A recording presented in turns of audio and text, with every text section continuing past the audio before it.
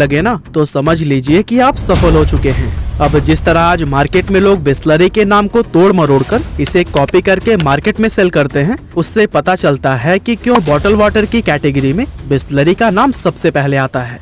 पानी का ये ब्रांड आज इतना फेमस हो चुका है कि लोग इसे सबसे प्योर और सेफ मिनरल वाटर मानते हैं, और तभी तो कहते हैं कि हर पानी की बोतल बिस्लरी नहीं होती। अबे चंपकलाल, हर पानी की बोतल बिस्लरी ना होवे। समझदार बिस्लरी पीते हैं। लेकिन यहाँ आपको जानकर हैरानी होगी कि सफलता के बुलंदियों पर नजर आने वाला बिस्लरी आज बिकने के लिए तैयार खड़ा है। और इससे भी ज्यादा हैरानी की बात यह है कि बिस्लरी के चेयरमैन रमेश चौहान अपनी इस कंपनी को सिर्फ टाटा को ही बेचना चाहते हैं। अब ऐसा क्यों, सब कुछ जानेंगे हम आज की इस वीडियो में।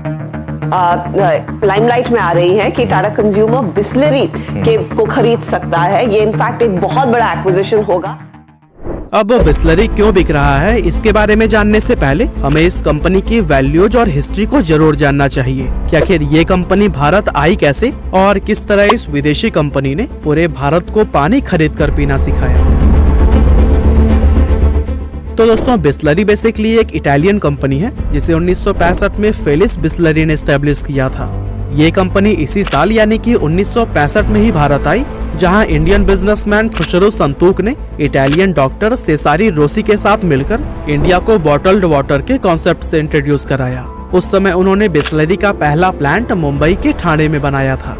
शुरुआत के उस दौर में बिस्लरी ने मार्केट के अंदर अपने 2 प्रोडक्ट लॉन्च किए थे, जिसमें पहला था बिस्लरी सोडा और दूसरा बिस्लरी वाटर। तब बिस्लरी के ये दोनों प्रोडक्ट सिर्फ बड़े बड़े होटल्स में ही मिलते थे, लेकिन बाद में धीरे धीरे इन्हें नॉर्मल मार्केट में भी उतारा गया। पर आम भारतीय लोगों को पानी खरीद कर पीना उस टाइम बेफिजूल खर्च लगता था। ऐसे में बहुत कोशिश करने के बाद भी कंपनी अपने प्रोडक्ट्स को सेल करने में नाकाम रही, और कुछ ही सालों में कंपनी की हालत इतनी खराब हो गई कि नुकसान से बचने के लिए खुशरो संतूक ने कंपनी को बेचने का फैसला कर लिया।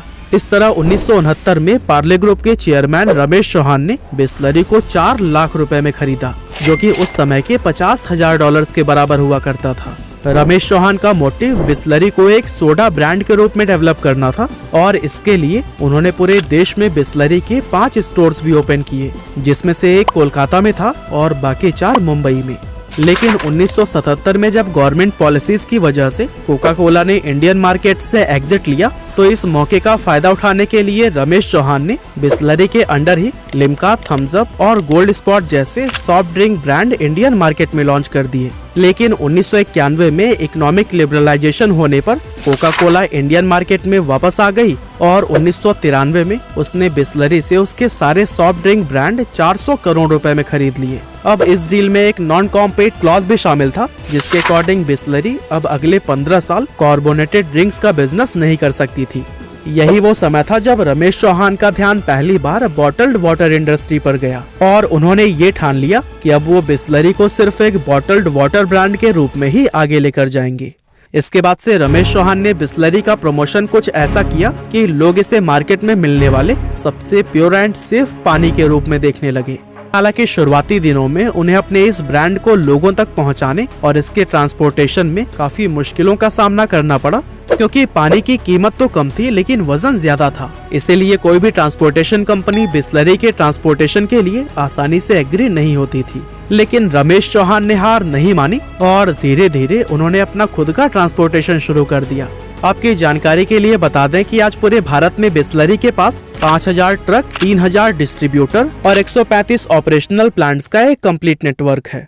वैसे दोस्तों, इंडिया के बॉटल्ड वाटर मार्केट की अगर बात करें तो हमारे देश में ये करीब 20,000 करोड़ रुपए से भी ज्यादा की मार्केट है, और इसमें भी अकेला बिस्लरी 60% का हिस्सेदार है।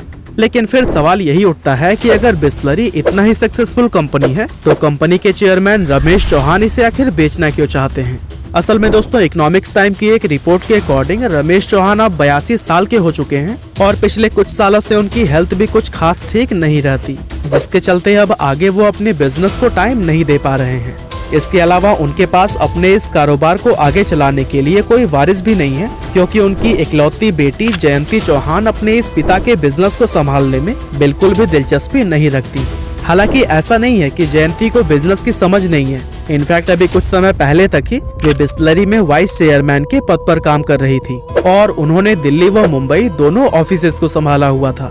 इसके अलावा वे कंपनी के product development, marketing, advertisement, product operation, communication और ब्रांड मैनेजमेंट के साथ साथ डिजिटल मार्केटिंग का काम भी देखती थी और उनकी लीडरशिप में बिस्लरी ने सफलता की कई ऊंचाइयां भी हासिल की हैं। लेकिन अब वो इस काम को आगे नहीं करना चाहती हैं। वैसे अभी तक जयंती चौहान की तरफ से इसके बारे में कोई खुलासा नहीं किया गया है, लेकिन हो सकता है कि वो कोई अपना अलग बिजनेस शुरू करना चाहती हूँ। असल में जयंती चौहान ने लंदन से फैशन डिजाइनिंग और फैशन स्टाइलिंग का कोर्स किया है। ऐसे में लोग ये अनुमान लगा रहे हैं कि शायद आगे जाकर अब वो अपने इस पैशन को ही अपना बिजनेस बनाएंगी।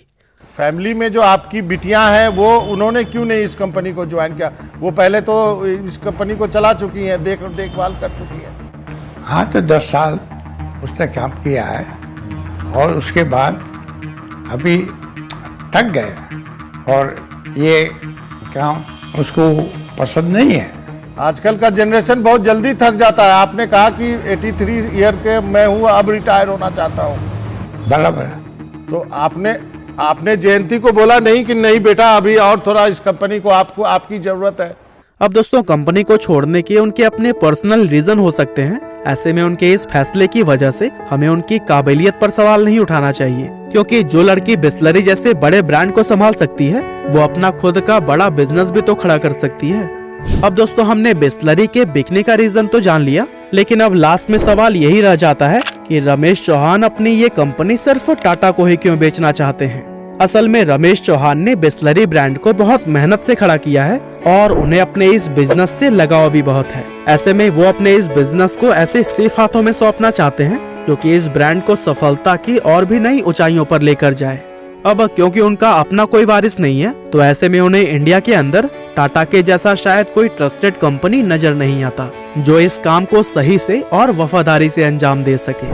वैसे दोस्तों, आपको बता दें कि टाटा और बिस्लरी की ये डील 6 से 7 हजार करोड़ रुपए के बीच में होने की उम्मीद की जा रही है, जहां टाटा ग्रुप की Tata consumer products limited Bisleri को खरीदने जा रही है। वैसे कुछ सोर्सेस की माने तो रिलायंस रिटेल, नेस्ले और डैनन जैसी फेमस कंपनीज भी पहले बिस्लरी को खरीदने का ऑफर दे चुकी हैं, लेकिन रमेश चौहान ने इन सभी डील्स को एक्सेप्ट नहीं किया। खैर जो भी हो, लेकिन ये बात तो तय है कि अगर टाटा ग्रुप बिस्लरी को खरीद लेती है तो इस डील के बाद से टाटा बॉटल्ड वाटर इंडस्ट्री में भी सबसे बड़ा प्लेयर बन जाएगा। इनफैक्ट जब इस डील की बात न्यूज में आई थी ना, तब से टाटा कंज्यूमर के शेयर्स में भी 3% का उछाल देखा गया है। वैसे दोस्तों, आप खुद ही सोचिए कि 1969 में जो कंपनी सिर्फ 4 लाख रुपए में खरीदी गई थी, आज उसकी कीमत 7,000 करोड़ रुपए से भी ज्यादा है। नो डाउट बिस्लरी की इस सक्सेस का पूरा क्रेडिट रमेश चौहान को ही जाता है और उनकी इस कंपनी को बेचने के पीछे चाहे जो भी वजह हो, लेकिन इंडिया में बॉटल्ड वाटर इंडस्ट्री को लाने के लिए उनको हमेशा याद किया जाएगा। लेकिन अब देखना ये भी है कि टाटा कंज्यूमर इतने बड़े ब्रांड को और भी नई ऊंचाइयों पर किस तरह से लेकर जाती है।